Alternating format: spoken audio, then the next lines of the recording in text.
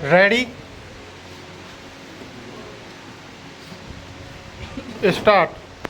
सामाजिक विविधता लोकतंत्र के लिए कोई खतरा नहीं होती। राजनीति में सामाजिक असमानताओं की अभिव्यक्ति कोई असंभव बात नहीं है। स्टॉप। कई बार तो यह अभिव्यक्ति लोकतंत्र के लिए लाभकर भी होती है। स्टॉप। इस अध्याय में हम इस विचार को भारत में लोकतंत्र के कामकाज के संदर्भ में परखने की कोशिश करेंगे। स्टॉप। हम यहाँ सामाजिक विभाजन और भेदभाव वाली 3 सामाजिक असमानताओं पर गौर करेंगे। स्टॉप।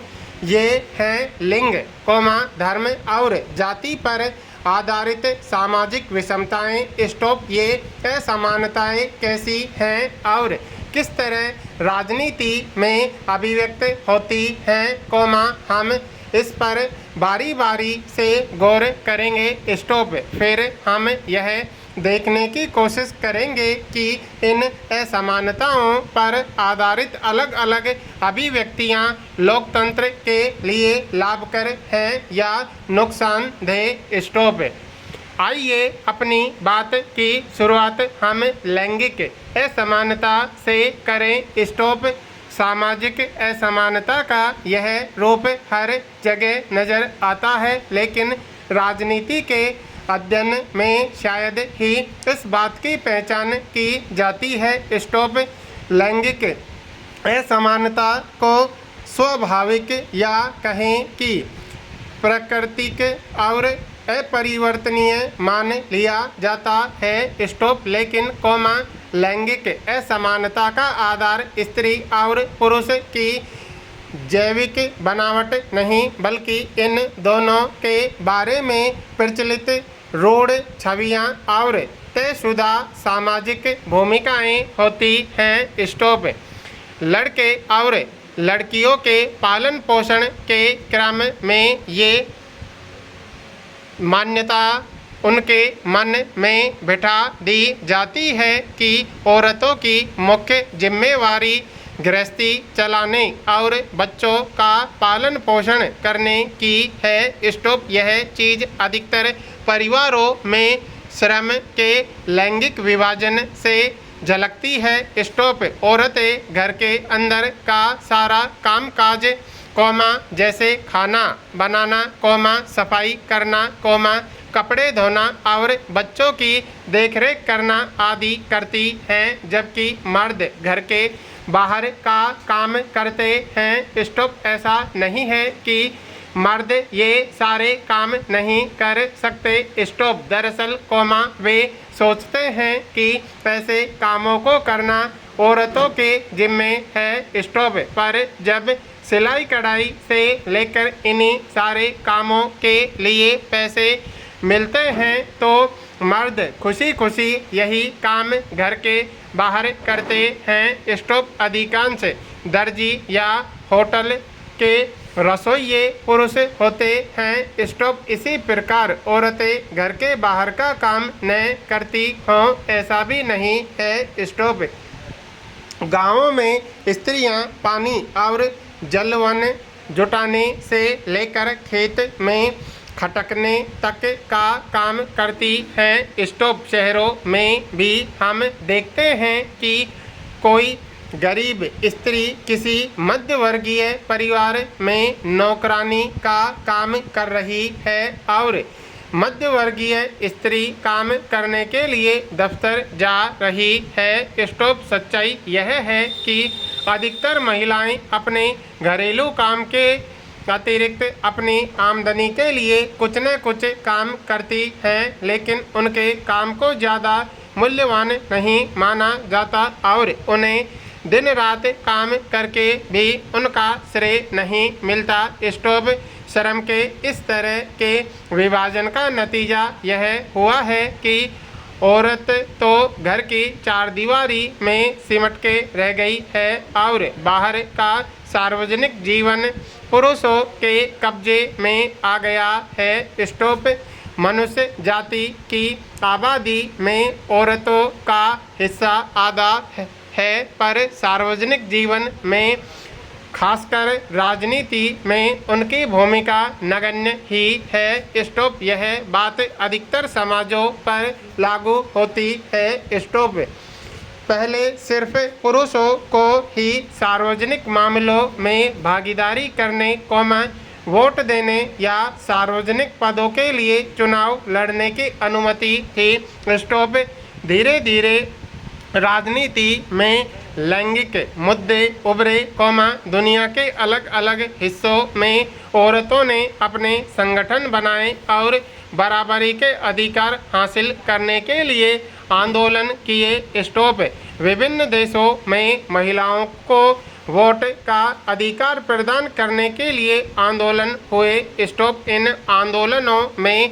महिलाओं के राजनीतिक और वैधानिक दर्जे को ऊंचा उठाने और उनके लिए शिक्षा तथा रोजगार के अवसर बढ़ाने की मांग की गई। स्टॉप मूलगामी बदलाव की मांग करने वाले महिला आंदोलनों ने औरतों के व्यक्तिगत और पारिवारिक जीवन में भी बराबरी की मांग उठाई। स्टॉप इन आंदोलनों को नारीवादी आंदोलन कहा जाता है। स्टॉप लैंगिक विभाजन की राजनीतिक अभिव्यक्ति और इस सवाल पर राजनीतिक गोलबंदी ने सार्वजनिक जीवन में औरत की भूमिका को बढ़ाने में मदद की। स्टॉप आज हम वैज्ञानिक, डॉक्टर, इंजीनियर, प्रबंधक, कॉलेज और विश्वविद्यालय शिक्षक जैसे पेशों में बहुत सी औरतों को पाते हैं, जबकि पहले इन कामों को महिलाओं के लायक नहीं माना जाता था। स्टॉप दुनिया के कुछ हिस्सों जैसे स्वीडन, नॉर्वे और फिनलैंड जैसे देशों में सार्वजनिक जीवन में महिलाओं की भागीदारी का स्तर काफ़ी ऊंचा है। स्टॉप पैरा हमारे देश में आज़ादी के बाद से महिलाओं की स्थिति में कुछ सुधार हुआ है, पर वे अभी भी पुरुषों से काफ़ी पीछे हैं। स्टॉप हमारा समाज अभी भी प्रधान है। स्टॉप औरतों के साथ अभी भी कई तरह के भेदभाव होते हैं, उनका दमन होता है। महिलाओं में साक्षरता की दर अब भी मात्र 54% है, जबकि पुरुषों में 76%। स्टॉप इसी प्रकार स्कूल पास करने वाली लड़कियों की एक सीमित संख्या ही उच्च शिक्षा की ओर कदम बढ़ा पाती है। स्टॉप जब हम स्कूली परीक्षाओं के परिणाम पर गौर करते हैं तो देखते हैं कि कई जगह लड़कियों ने बाजी मार ली है और कई जगहों पर उनका प्रदर्शन लड़कों से बेहतर नहीं तो कमतर भी नहीं है। स्टॉप लेकिन आगे की पढ़ाई के दरवाजे उनके लिए बंद हो जाते हैं, क्योंकि माँ बाप अपने संसाधनों को लड़के लड़की दोनों पर बराबर खर्च करने की जगह लड़कों पर ज़्यादा खर्च करना पसंद करते हैं। स्टॉप इस स्थिति के चलते अब भी ऊंची तनख्वाह वाले और ऊंचे पदों पर पहुंचने वाली महिलाओं की संख्या बहुत ही कम है और भारत में औसतन एक स्त्री एक पुरुष को मजदूरी दी जाएगी। स्टॉप बहरहाल काम के हर क्षेत्र में यानी खेलकूद की दुनिया से लेकर सिनेमा के संसार तक और कल कारखानों से लेकर खेत खलिहान तथा महिलाओं को पुरुषों की तुलना में कम मजदूरी मिलती है, भले ही दोनों ने समान काम किया हो। स्टॉप भारत के अनेक हिस्सों में माँ बाप को सिर्फ लड़के की चाह होती है। स्टॉप लड़की को जन्म लेने से पहले ही खत्म कर देने के तरीके इसी मानसिकता से पनपते हैं। स्टॉप इससे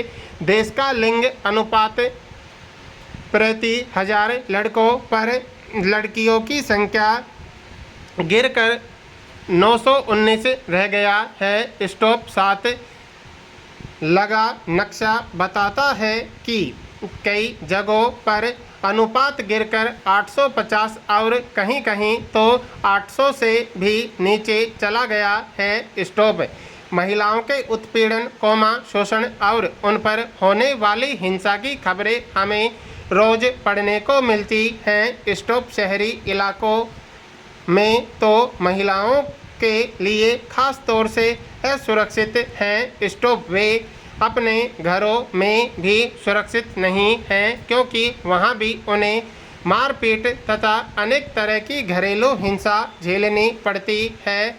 स्टॉप